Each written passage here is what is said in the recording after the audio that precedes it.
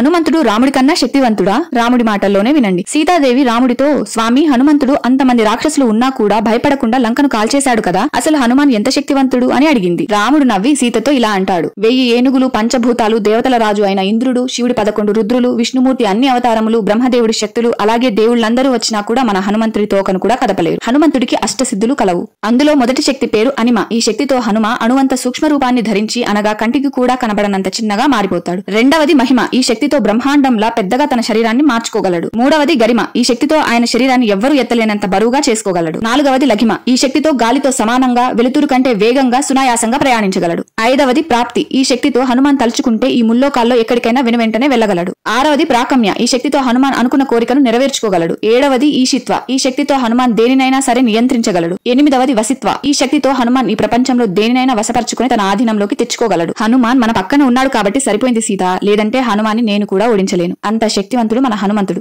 Jai Bajranga Bali. Please subscribe to my YouTube channel.